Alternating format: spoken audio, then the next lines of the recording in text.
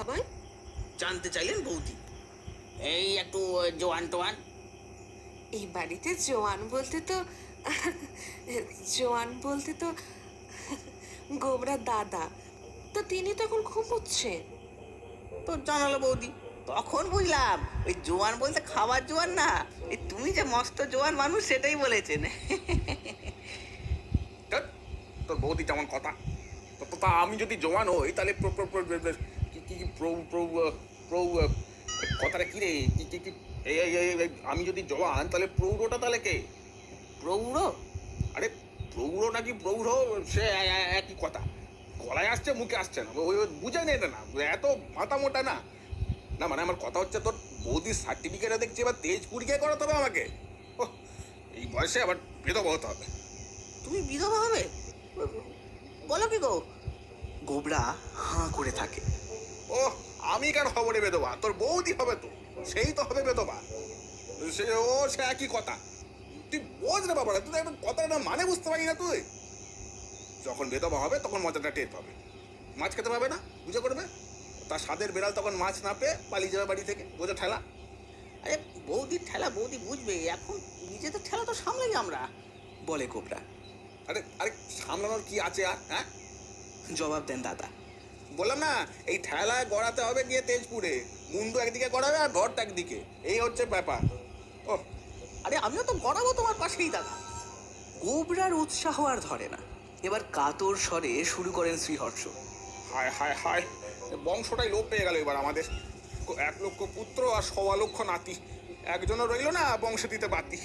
ও তিনি যেন রামায়ণের লঙ্কা কাণ্ডের সঙ্গে নিজেকে গুলিয়ে রাবণের শোকে তিনি মুহ্যমান হয়ে থাকেন।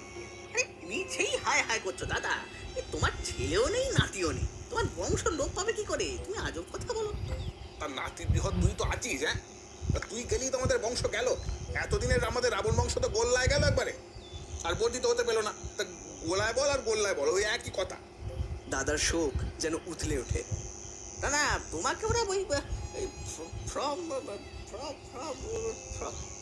কি ফটফট করছিস বলবি? আরে ওই ফ্রম বলেই হতবাক গোবর্ধন। মানে হর্ষবর্ধন বিরক্ত হন। আরে আমার কথা হচ্ছে, তোমাকে কি আর ওরা ফ্রন্টে পাঠাবে? ইংরেজি কথাটা ততক্ষণে খুঁজে পেয়েছে গোবরা। আরে তুমি নাকি স্পেনের যুদ্ধ জয় করে এসেছো, পড়েছে তো নিশ্চয়ই তারা বইয়ে, তাই তোমাকে হয়তো ডেকেছে। অবশ্যই তোমাকে যদি আবার সেনাপতিও করে দিতে পারে দেখো। আর সব থেকে বড় কথা, সামনে থেকে তো লড়তে হবে না তোমাকে, মরতে তো হবে না গোলায়। পিছন থেকে পালাবার পথ তো পরিষ্কার পাবে, যখনই দেখবে ফে দৌড়। পেয়েছি, পালাবার পথ নাই, জমাছে পিছে। যুদ্ধ কাকে বলে জানিস না তো? সে বড় কঠিন ঠাঁই, পুরুষের দেখা নাই। বলে একটা দীর্ঘশ্বাস ছাড়েন দাদা। আরে দাদা ভাইয়া দেখা হবে কিন্তু গো। আরে তোমার ধারে কাছেই তো আমি থাকবো, আমি তো পালাবো না তোমাকে ছেড়ে। তুমি এত ভাবছো কেন? গোবর্ধন আশ্বাস দেয়। এই এই শোন, তুই আর জানাস না তো আর? পট পট পট ওই নোটিশটা যা লেখা আছে একটু ভালো করে পড় দেখি। নোটিশ পড়ে গোবর্ধন জানায়, এই তো এই এই এই গোখেল রোডের একটা ঠিকানা দিয়েছে, ওই রিক্রুটিং অফিসারের ঠিকানা। এই দেখো, সেখানে ওই আগামী পরশু সকাল 10টায় গিয়ে হাজির হতে হবে, নাম লেখাতে হবে, তারপরে ওই মেডিকেল এক্সামিনের পর ওই ভর্তি নেওয়ার কথা। আর যদি না চাই? তখন ওয়ারেন্ট নিয়ে এসে পাকড়ে নিয়ে যাবে পেয়াদায়, তখন বুঝবে। আর যদি পালিয়ে যাই এখান থেকে? কি আবার হবে? পুলিয়া বেরিয়ে যাবে, পুলিশের লোক লেলিয়ে দেবে বোধহয়। পুলিশ? ও ওরে ওরে বাবা, তাহলে তো আর না গিয়ে কাজ নেই রে ভাই। চল তাহলে যাই আমরা। এবারে আঁতকে ওঠেন হর্ষবর্ধন। আর কি করা, যথা দিবসে যথাস্থানে গেলেন দুই ভাই, দাঁড়ালেন পাশাপাশি। এবার প্রথম পরীক্ষা হলো হর্ষবর্ধনেরই। নাম? আগে শ্রী হর্ষবর্ধন। বয়স? 42। পিতার নাম? পৌণ্ডবর্ধন। মায়ের নামটা বলবো? না, দরকার নেই। ঠিকানা? চেতলা। পেশা? কাঠের কারবার, কাঠের ব্যবসা। তা ভারতের সেনাবাহিনীতে যোগ দেওয়া একটা কাজের বস্তু, গৌরবের বস্তু বলে কি আপনি মনে করেন? হ্যাঁ, নিশ্চয়ই নিশ্চয়ই, সে তো বটেই। বাহিনীর কোন বিভাগে ভর্তি হতে চান আপনি? আগে প্রশ্নটা ঠিক বুঝতে পারেন না হর্ষবর্ধন। নানান বিভাগ আছে তো, পদাতিক বাহিনী, গোলন্দাজ বাহিনী, বিমান বাহিনী। আমি একবারে ওই জেনারেল হতে চাই, মানে ওই সেনাপতি টেনাপতি।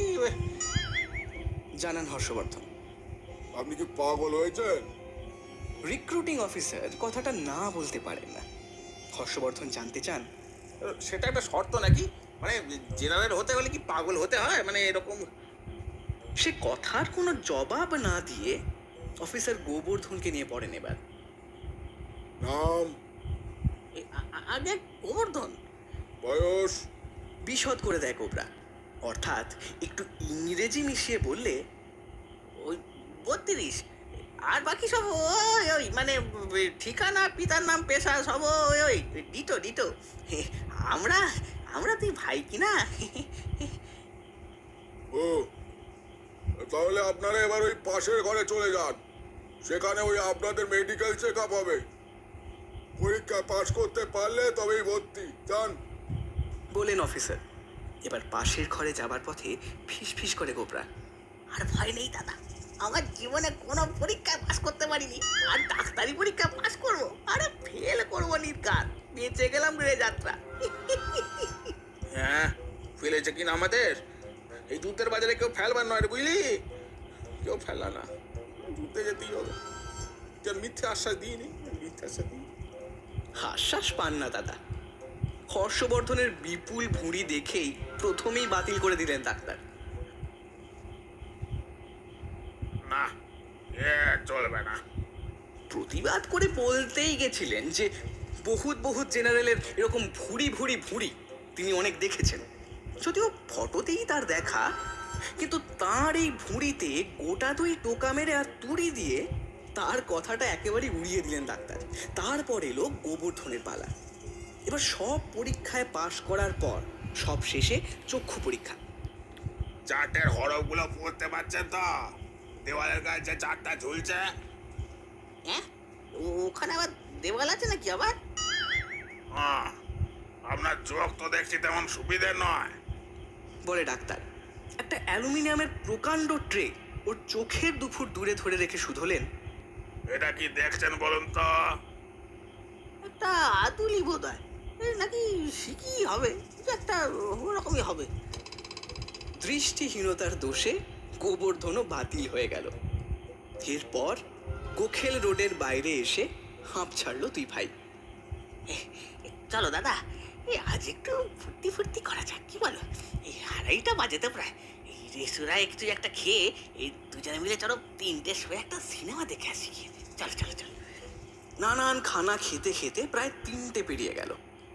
এবার 3টের পরে সিনেমার অন্ধকার ঘরে ঢুকলো দুই ভাই। নির্দিষ্ট আসনে গিয়ে বসলো পাশাপাশি। এবার ইন্টারভ্যালের আলো জ্বলে উঠতেই এবার চমকে উঠলেন হর্ষবর্ধন, কারণ পাশে এই যে সেই ডাক্তারটা বসে সিনেমা দেখছেন। এবার ওইদিকে তো গোবরা খারাপ চোখ নিয়ে তার সিনেমা দেখছে দিব্যি। এত কাণ্ড করে শেষটায় বুঝি ধরা পড়ে গোবরা। কনুয়ের গুঁতোয় পাশের ডাক্তারকে দেখিয়ে দিলেন দাদা। এ গোবরা, এ গোবরা, আরে পাশে দেখ, সেই ডাক্তারটা। এবারে গোবরা কিন্তু ঘাবড়ালো না, বরং সে ডাক্তারকেই উল্টে জিজ্ঞেস করলো আগ বাড়িয়ে, কিছু মনে করবেন না দিদি, এই শুধুছি আপনাকে, এটা 30 নম্বর বাস তো?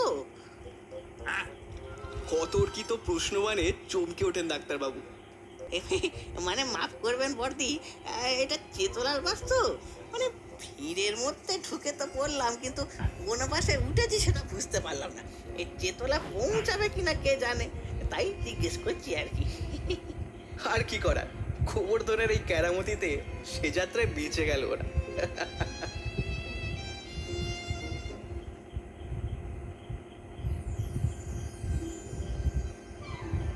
শুরু হচ্ছে দ্বিতীয় কীর্তি, হর্ষবর্ধনের ওপর টেক্কা।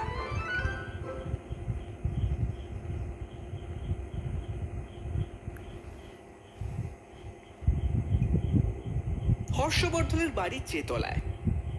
তার বাড়ির পিছনের ফাঁকা